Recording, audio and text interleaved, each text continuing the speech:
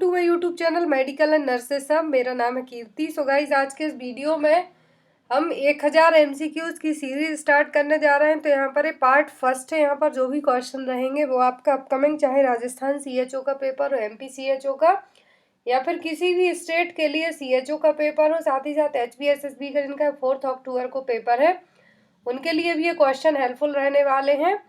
तो daily guys, अब मैंने जैसे कि एम्स नॉर्सेट के लिए सीरीज स्टार्ट की थी, उसमें एटलीस्ट 30 और 35 वीडियोस में आपके लिए बहुत सारे क्वेश्चंस हैं जो कवर करवाए थे विथ रेशनल्स के। उसमें से बहुत क्वेश्चन हैं जो आए भी थे एग्जाम्स में। तो यहाँ पर उसी तरीके से हम CHO के लिए भी सीरीज स्टार्ट करने वाले हैं। तो जो भी क्वेश्चन रहेंगे जिनका 2020-21 में एग्जाम होगा उनके लिए हेल्पफुल रहेंगे। साथ ही साथ जीके के लिए आप मेरे दूसरे चैनल को विजिट कर सकते हैं, जीके विद कीर्ति उस चैनल का नाम है। तो उसमें आपको जनरल नॉलेज, करंट अफेयर से रिलेटेड क्वेश्चन मिल जाएंगे। तो मैंने लास्ट टाइम आपके लिए एक क्वेश्चन दिया था, वो था in fetal vessels where is the oxygen content highest. Question दिया था कि फीटल वेसल्स में सबसे ज़्यादा ऑक्सीजन का हाईएस्ट कंटेंट कहाँ पर प्रेजेंट होता है। तो उसका राइट आंसर था डक्टस विनोसिस। कहाँ पर? डक्टस विनोसिस में। आज के क्वेश्चन हम यहाँ पे स्टार्ट करते हैं। क्वेश्चन नंबर फर्स्ट है, period of national rural health mission. तो NRHM का जो पीरियड टाइम है वो कब तक का रहा है? ऑप्शन है 2002 to 2010, 2002 to 2012, 2007 to 2009 and 2005 to 2012। तो यहाँ पर इसका जो राइट आंसर होगा वो क्या होगा? Period of national rural health mission, NRHM का टाइम पीरियड है वो क्या रहा है? तो वो रहा है 2005 से 2012 तक, जो 11वीं पंचवर्षीय योजना थी। मैं आपको एक चीज़ और बता दूं कि एग्जाम में आपको इस तरीके से भी क्वेश्चन आ सकता है कि जो NRHM है वो किस पंचवर्षीय योजना में लॉन्च हुआ था। तो वो हुआ था, वो लॉन्च तो हो गया था उसके पहले ही, बट उसका ड्यूरेशन पूछा जा सकता है। तो 2012 तक क्या रही? 11वीं पंचवर्षीय योजना रही है। फिर 2012 से 2017 तक जो लास्ट 12th 5 ईयर प्लान रहा है। उसके बाद कोई पंचवर्षीय योजना नहीं आई, सीधा नीति आयोग आ गया था 2017 के बाद से। तो यहाँ पर जो टाइम पीरियड रहा है वो रहा है 2005 से 2012 तक। और यदि इसकी लॉन्च डेट पूछी जाए कि NRHM national rural health mission कब लॉन्च हुआ था, तो ये लॉन्च हुआ था 12 अप्रैल 2005, 12 अप्रैल 2005 को। इसकी कुछ सर्विसेज थी, तो वो है to provide accessible, affordable and quality health care to the rural population, specially the vulnerable groups. And इसकी कुछ और भी कंडीशंस थी, कुछ और एम रखे गए थे। तो यहाँ पर इसका जो पूरा फोकस था, जो भी रूरल पॉपुलेशन है उनके लिए अच्छी हेल्थ केयर को प्रोवाइड कराना। तो यहाँ पर आई थिंक आपको क्वेश्चन क्लियर हो गया होगा कि NRHM का जो पीरियड ऑफ ड्यूरेशन रहा कितना रहा? 2005 से 2012 तक। फिर उसके बाद क्या हुआ कि जो इसकी एग्जैक्ट डेट पूछी जाए तो वो थी 12 अप्रैल 2005। Next is question number second, in which year primary health care came into practice. तो आपने प्राइमरी हेल्थ केयर पढ़ा होगा, उसके प्रिंसिपल एलिमेंट सभी पढ़े होंगे। तो प्राइमरी हेल्थ केयर है जो प्रैक्टिस में कब आया? ऑप्शन है 1952, 1978, 1975 या फिर 1982।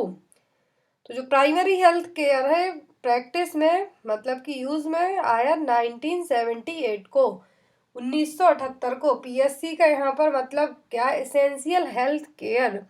ये आपको एग्जाम में आ सकता है। PHC का मतलब क्या है यहाँ पर? Essential health care. इसकी डेफिनेशन में यहाँ पर primary health care, essential health care based on practical, scientifically sound and socially acceptable method and technology made universally accessible to individuals and families in the community. तो यहाँ पर है तो इसकी डेफिनेशन होगी। फिर इसके प्रिंसिपल्स भी होते हैं बहुत सारे, 4 प्रिंसिपल हैं बेसिकली, 4 प्रिंसिपल हैं इसके बेसिकली, 8 एलिमेंट्स। ये भी मैं आपको बताऊंगी नेक्स्ट क्वेश्चन में।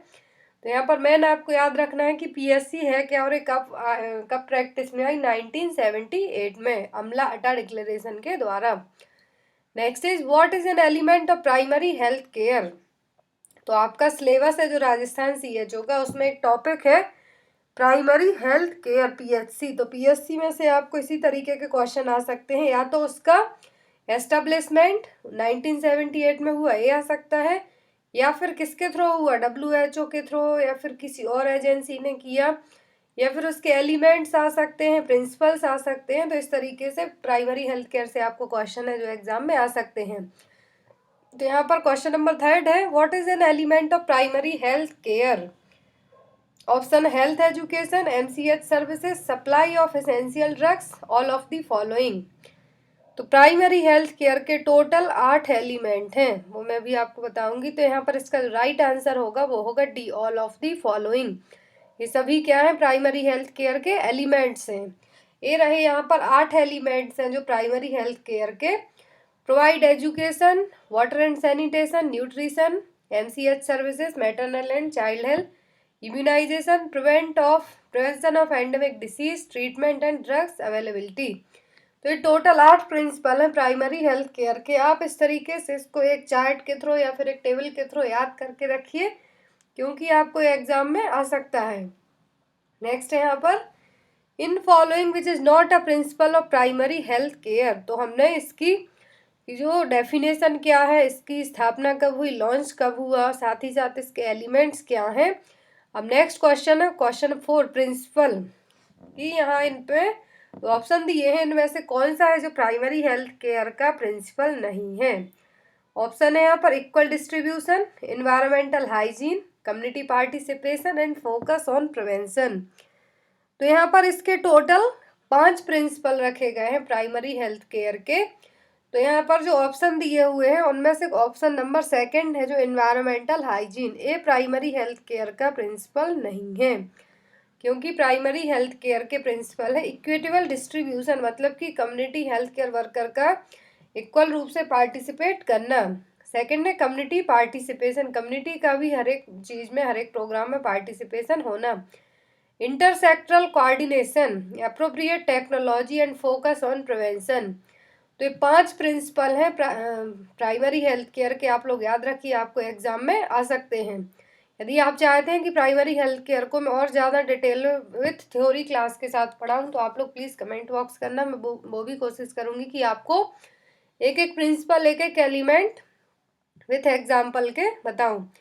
Next is the study of distribution and determinants of health related states और events in specified population is termed as. तो स्टडी है डिस्ट्रीब्यूशन डिटर्मिनेंट्स की हेल्थ से रिलेटेड, जो भी स्टेट है, इवेंट्स हो रहे हैं स्पेसिफिक पॉपुलेशन एरिया में, तो क्या कहलाएगा। ऑप्शन है एपिडेमियोलॉजी, पैथोलॉजी, ऑन्कोलॉजी या फिर cytology.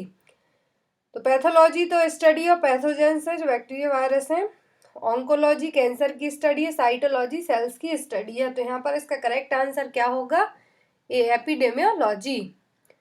Next is aphthous ulcers reduced by. तो एप्थोसिस अल्सर है जो किसके द्वारा कम हो सकते हैं, जो जनरली माउथ में, ओरल कैविटीज़ में अल्सर्स होते हैं। इस तरीके से यहाँ पर जो इमेज दी हुई है, तो इनको हम कैसे कम कर सकते हैं। ऑप्शन है good oral hygiene, plenty of water and green leafy vegetables, ensure toothbrush is aligned and bristles are soft, and D, all of the above. तो यहाँ पर इसका जो करेक्ट आंसर होगा वो होगा D, all of the above, क्योंकि जो इस तरीके से स्मॉल सैलो सोर अल्सर्स होंगे माउथ में, जो generally base of the gums में ही होते हैं, जो नॉर्मली आपने देखे होंगे, तो इनको हम कम कैसे कर सकते हैं। और इनका जो मोस्ट ऑफ ड्यूरेशन होता है कि कितने दिनों में अपने आप से ठीक हो जाते हैं, कभी कभी 10 से 12 दिन तक का टाइम है जो लग जाता है। तो इनको बार बार होने से रोकने के लिए हमें क्या करना है, प्लेंटी ऑफ फ्लूइड्स लेना है, आपको इंश्योर होना है कि आपका जो टूथब्रश है वो सही है, सॉफ्ट है, और साथ ही साथ गुड ओरल हाइजीन को मेंटेन करके रखना है। Next is RMNCH plus A program was launched by Ministry of Health and Family Welfare Government of India in. तो RMNCH प्लस ए प्रोग्राम मैंने आपको बताया था कि RCH प्रोग्राम का ही एक मॉडिफाइड रूप है। तो ministry of Health and Family welfare ने इसको कब लॉन्च किया था। ऑप्शन है 2013, 2015, 2000 एंड 2012। तो जो RCH प्रोग्राम आया था वो तो 2005 में आया था, फर्स्ट फेज आई थी 1997 में, दूसरी फेज आई थी 2005 में। तो RMNCH को है जो कब प्लस ए, इसमें RMNCH प्लस ए प्रोग्राम है, इसको कब लॉन्च किया? Ministry of Health and Family welfare ने तो लॉन्च किया था 2013 में। RMNCH प्लस ए प्रोग्राम को लेके एक सेपरेट वीडियो है, आपको उसकी लिंक मैं इसी वीडियो के डिस्क्रिप्शन बॉक्स में दे दूंगी, या फिर आप लोग चाहें तो प्लेलिस्ट में जाके भी चेक कर सकते हैं। वहाँ पे आपको 2 वीडियो मिल जाएंगे RMNCH प्लस ए प्रोग्राम के, तो आप वहाँ से इसको पूरा डिटेल में भी देख सकते हैं। ये कब लॉन्च हुआ, इस यहाँ पर प्लस ए का मतलब क्या है, साथ ही साथ इसका फुल फॉर्म और किस मिनिस्ट्री ने इसको लॉन्च किया, ऑल ओवर सभी पॉइंट हैं जो आपके वहाँ पर क्लियर हो जाएंगे। Next is in heads assessment for adolescent S stand for. तो ये क्वेश्चन जिनका MPCHO का आफ्टर ट्रेनिंग के बाद पेपर हुआ था, तो उसमें आया था। पहले क्या होता था कि जो MPCHO या फिर अदर स्टेट में CHO की ट्रेनिंग के बाद पेपर होते थे, थ्योरी बेस्ड हुए, बट यहाँ पर पिछले 2 सेशन से, आई थिंक 1 सेशन से है जो दिसंबर में एग्जाम हुआ, फिर उसके बाद मार्च में जिनका एग्जाम हुआ उनमें क्या हुआ, ऑब्जेक्टिव बेस्ड क्वेश्चन आए। तो उसमें आया था कि हेड्स असेसमेंट है जो एडोलेसेंट्स के लिए, तो उसमें एस है जो क्या रिप्रेजेंट करेगा। ऑप्शन है यहाँ पर सेक्सुअलिटी, सेफ्टी, सुसाइड और D all of the above. तो यहाँ पर इसका जो राइट आंसर होगा वो होगा D all of the above. Head assessment है, इसमें कुछ इंटरव्यू तरीके से क्वेश्चन किए जाते हैं। तो यहाँ पर हेड्स का फुल फॉर्म है, और जो हेड्स असेसमेंट है एडोलेसेंट्स की हेल्थ को चेक करने के लिए किया जाता है। तो यहाँ पर एच रिप्रेजेंट करेगा home and environment, education and employment. A represent the activities, आपकी किस तरीके की एक्टिविटीज़ हैं। डी रिप्रेजेंट करेगा ड्रग्स।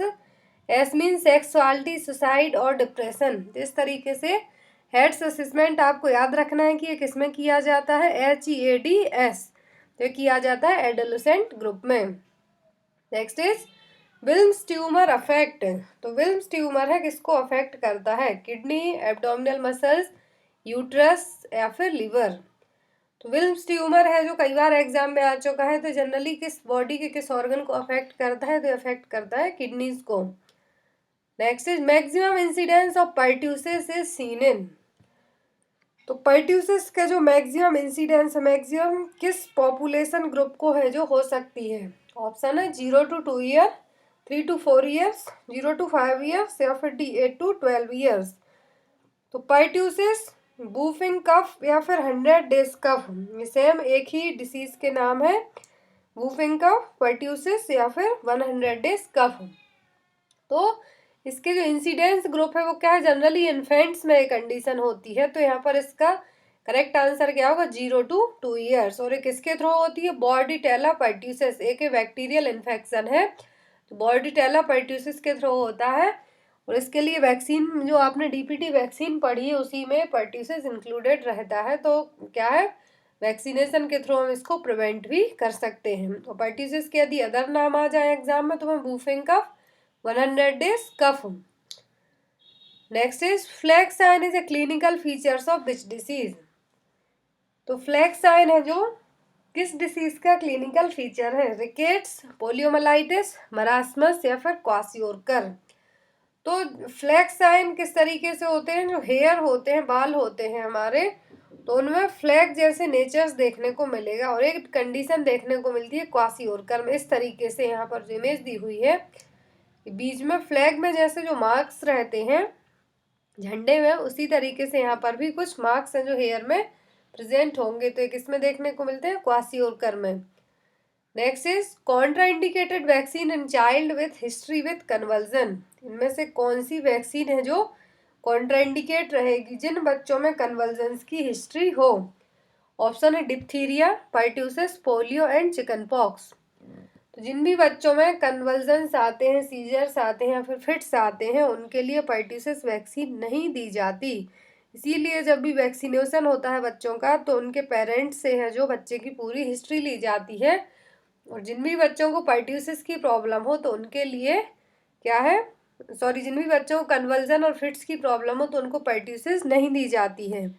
जो भी इन्फेंट्स और यंग चिल्ड्रन होते हैं, उनको चाहे फेब्राइल या फिर नॉन फेब्राइल कन्वल्जन्स आए, तो उनके लिए क्या होता है, पर्ट्यूसिस वैक्सीन और ज़्यादा कन्वल्जन्स लाने के चांसेस रख सकती है। फेब्राइल फिट्स का मतलब है यहाँ पर कि फीवर के साथ कन्वल्जन्स आना, नॉन फेब्राइल का मतलब है कि जो नॉर्मल एपिलेप्सी जैसी कंडीशंस हो जाती हैं बच्चों में वो।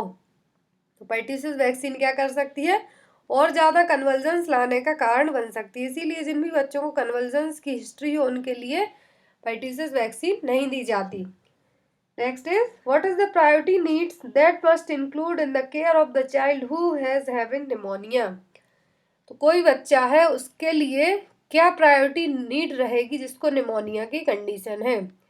ऑप्शन है यहाँ पर रेस्ट, ट्राईसाइकिल राइडिंग, न्यूट्रिशन या फिर रेस्पिरेटरी एक्सरसाइज। तो यहाँ पर बात की जा रही है कि एक बच्चे को निमोनिया की कंडीशन है और प्रायोरिटी नीड्स है जो क्या होगी उस बच्चे की केयर करने के लिए।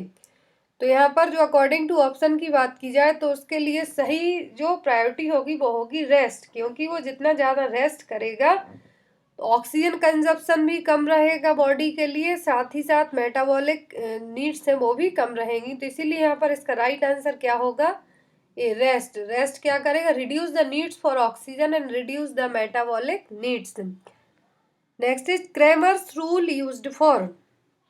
तो क्रेमर्स रूल किसमें यूज किया जाता है, जॉइंडिस में, नेक्रोटाइजिंग एंटेरोकोलाइटिस, बर्न या फिर एस्फेक्सिया। तो बर्न में तो रूल ऑफ 9 यूज किया जाता है, रूल ऑफ 10 यूज किया जाता है क्लेफ्ट पैलेट में, और क्रेमर्स रूल है जो यूज किया जाता है जॉइंटिस में कि कितना बिलिरुबिन लेवल, यदि बॉडी का कौन सा पार्ट अफेक्टेड है तो कितना बिलिरुबिन लेवल है जो बढ़ा हुआ है। इस तरीके से क्रेमर्स रूल में 5 पॉइंट यूज किए जाते हैं। एरिया ऑफ बॉडी में face, chest, upper abdomen, lower abdomen and thigh, arm, lower legs और पाम, सोल्स। तो इस तरीके से यहाँ पर सीरम बिलिरुबिन लेवल को चेक करने के लिए क्रेमर्स रूल को यूज़ किया जाता है जॉइंटिस में। तो यहाँ पे आप याद रखिए क्रेमर्स रूल किसके लिए यूज़ किया जाता है, जॉइंटिस में। बर्न के लिए रूल ऑफ 9 और एक और है रूल ऑफ 10, तो वो क्लेफ्ट पैलेट में यूज़ किया जाता है। Next is what is the normal colour of amniotic fluid when the bag of water is rupture. तो यदि वाटर बैग रप्चर होता है तो एमनियोटिक फ्लूइड का कलर क्या रहेगा, नॉर्मल एमनियोटिक फ्लूइड का कलर। ऑप्शन है यहाँ पर क्लियर, ग्रीनिश, ब्राउनिश या फिर गोल्डन। तो जो ग्रीनिश, ब्राउनिश और गोल्डन कलर के एमनियोटिक फ्लूइड हैं अलग अलग तरीके की प्रॉब्लम्स में देखने को मिलेंगे, बट जो नॉर्मल एमनियोटिक फ्लूइड का कलर होता है वो कैसा होता है, क्लियर कलर। तो यहाँ पर इसका राइट आंसर क्या होगा, एक क्लियर कलर। और उससे भी इम्पोर्टेंट आपके लिए जो यहाँ पर एबनॉर्मल कलर है एमनियोटिक फ्लूइड के वो याद रखना जरूरी है, क्योंकि ये कई बार एग्जाम्स में आ चुके हैं। अलग अलग जो भी नर्सिंग के एग्जाम्स हुए हैं तो आप उनमें क्वेश्चन है जो देख सकते हैं कि एमनियोटिक फ्लूइड के कलर्स हैं जो किस डिसीज को आइडेंटिफाई करेंगे। तो यदि एमनियोटिक फ्लूइड का कलर ग्रीन है मतलब कि उसमें क्या है, मेकोनियम स्टेंट प्रेजेंट है, जो बेबी का फर्स्ट स्टूल होता है मेकोनियम वो उसमें प्रेजेंट है। गोल्डन है मतलब कि RH इनकॉम्पेटिबिलिटी की कंडीशन है। Greenish yellow means post maturity, baby after 42 weeks के बाद डिलीवर हुआ है। डार्क कलर है तो किस तरीके से देखने को मिलेगा कि इसमें एक्सीडेंटल हेमरेज के चांसेस रहे हैं। Dark brown, intrauterine death. तो आपको जो एबनॉर्मल कलर है एमनियोटिक फ्लूइड के याद रखना आप लोग, एग्जाम में आपसे पूछे जा सकते हैं। Next inflammation of the fallopian tube is a. Fallopian tube के इन्फ्लामेशन को क्या कहेंगे, साल्पिंजाइटिस, एंडोमेट्राइटिस, सर्विक्साइटिस है यहाँ पर सॉरी, और लास्ट है वेजाइनाइटिस। तो वेजाइनाइटिस है इन्फ्लामेशन ऑफ द वेजाइना, सर्वाइसाइटिस है सर्विक्स का इन्फ्लामेशन, एंडोमेट्राइटिस है यूट्रस की जो एंडोमेट्रियम लेयर्स है वहाँ पर इन्फ्लामेशन इन्फेक्शन, और साल्फिंजाइटिस का मतलब क्या है यहाँ पर, inflammation of the fallopian tube. So here is the right answer is A, salpingitis. तो गाइज ये थे टोटल 16 क्वेश्चन। आई होप आपको ये क्वेश्चन अच्छे लगे हों। तो इसका नेक्स्ट पार्ट भी बहुत ही जल्दी आपको प्रोवाइड कराऊंगी। जैसे कि मैंने एम्स नॉरसेट हुआ था तो डेली आपको 2 से 3 वीडियो है जो प्रोवाइड कराए थे, तो उसमें हर एक वीडियो में आपके 2-2, 3-3 क्वेश्चन, सॉरी हर एक क्वेश्चन में आपके 3 से 4 क्वेश्चन तक क्लियर हुए थे। उसी तरीके से जिनका भी CHO, HPSSB, CRPF दिसंबर तक जितने भी पेपर होंगे गाइज मैं आपको उन सभी के लिए है जो वीडियोस प्रोवाइड कराऊंगी। पुराने पेपर जितने भी मुझसे क्वेश्चन कलेक्ट करते बनेंगे सभी आपको प्रोवाइड कराऊंगी। So guys thank you for watching us, bye bye.